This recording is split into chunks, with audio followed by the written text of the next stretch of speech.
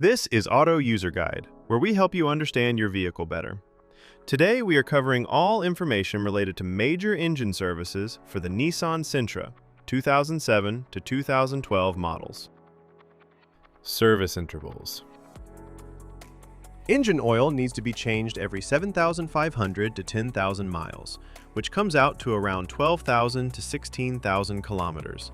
If you drive in tough conditions or put a lot of load on your engine, sticking to the lower end of that range is the better call. Engine coolant has a much longer life. The first replacement comes at around 105,000 miles. After that, it needs to be swapped out every 30,000 miles going forward. It keeps your engine temperature in check, so keeping it fresh is something you don't want to skip. Brake fluid should be replaced every 3 years, or somewhere between 30,000 and 45,000 miles, whichever one comes first. Over time, it absorbs moisture, and that slowly reduces how well your brakes respond. Engine oil. Engine oil capacity. Alright, so when it comes to engine oil capacity, the amount your car needs depends on the size of its engine. Not every engine drinks the same. If your car runs a 2.0-liter engine, the total oil capacity, including the filter, is 4.1 US quarts, which comes out to about 3.8 liters. That's your number every time you do an oil change. Now, if your car has a bigger 2.5-liter hybrid engine, it's going to need a little more. The capacity there, again, including the filter, goes up to 4.5 US quarts, or roughly 4.3 liters. Recommended engine oil. Now let's talk about which engine oil you should be using. The recommendation is to go with a genuine engine oil, or any good quality commercial engine oil, if it matches the right type and viscosity for the temperature in your area. That last part matters more than people realize.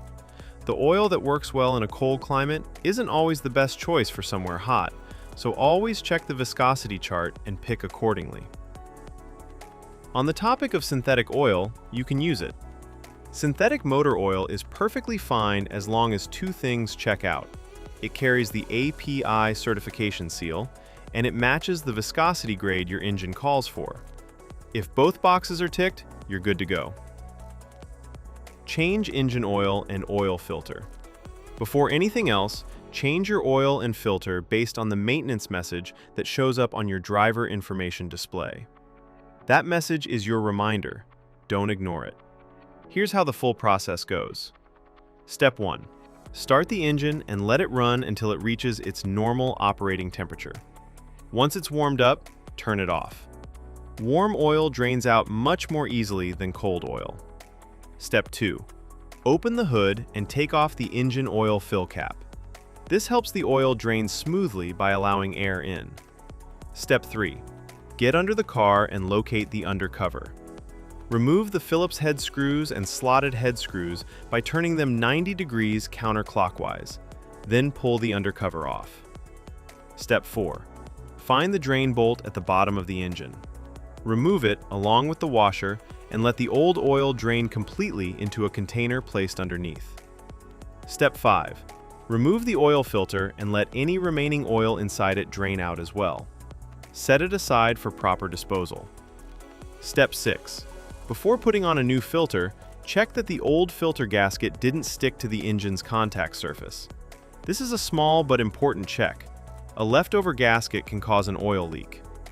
Step 7. Clean the contact surface on the engine block, wiping away any dirt or dust. Then install a fresh oil filter. Step 8. Put a new washer on the drain bolt and reinstall it back into the engine. Step 9. Pour in the recommended engine oil. Make sure you're using the right type and the correct amount for your engine size. Step 10. Put the oil fill cap back on securely and start the engine. Step 11. Let the engine run for a few minutes, then get underneath and check around the drain bolt and oil filter for any leaks. If you see drips, shut the engine off and address it before going further. Step 12. Turn the engine off and wait for about 3 minutes. This gives the oil time to settle. Then pull out the dipstick and check that the oil level is right where it should be.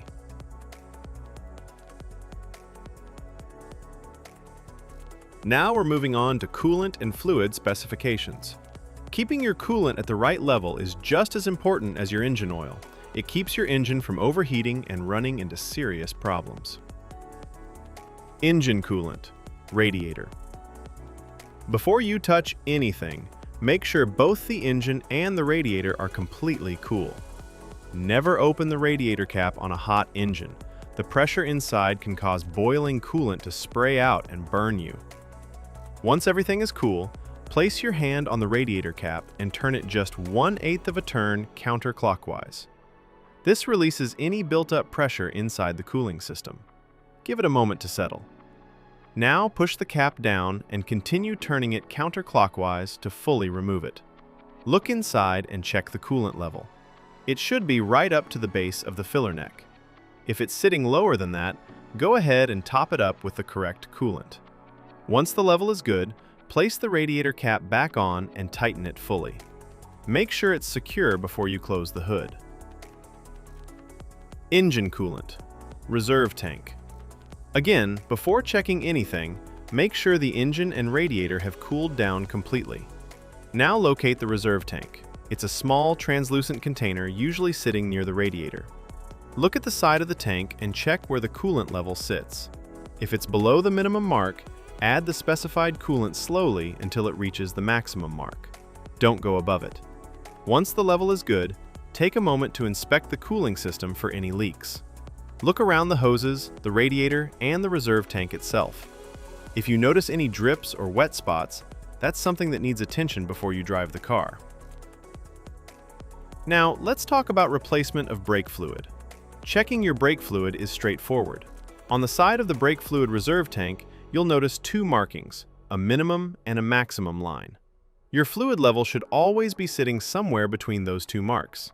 If the level is at or near the minimum mark, you need to top it up. Don't let it drop below that line. Low brake fluid can affect how your brakes respond, and that's not something you want to find out about while you're driving. At the same time, don't overfill it past the maximum mark either.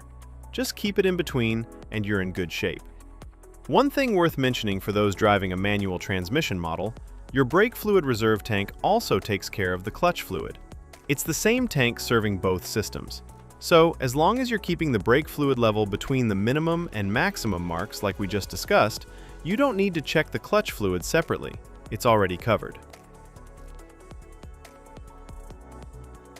Tire rotation schedule.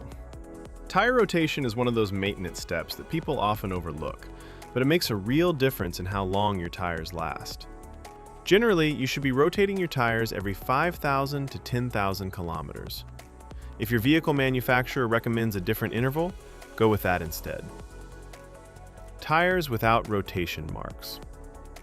The diagram on screen shows the rotation pattern for tires without rotation marks.